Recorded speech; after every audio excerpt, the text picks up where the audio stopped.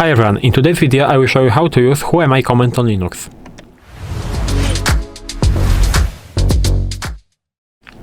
So at the beginning we'll open the terminal, and as I said before, I will show you how to use whoami command on Linux.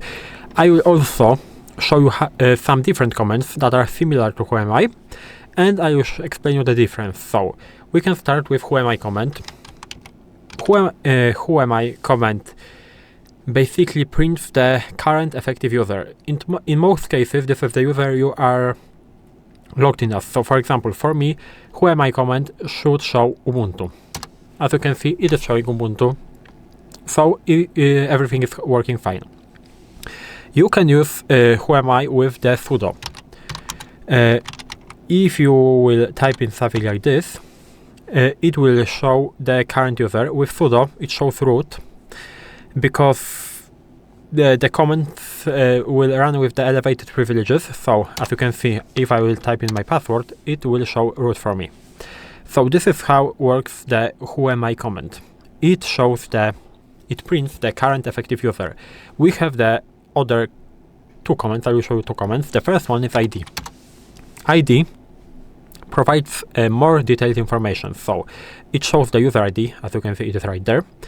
It shows the primary group ID, it is right there, and it shows all group memberships. So as you can see, it is right there. My user Ubuntu is attached to a group Ubuntu, to a group sudo, and to a group vboxff.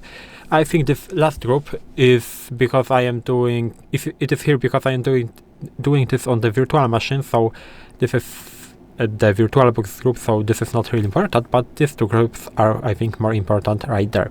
So as you can see, it has more information than whoami.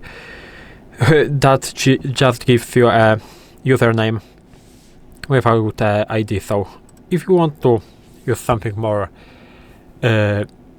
detailed, so you can use id command. We have one more command. This command is w.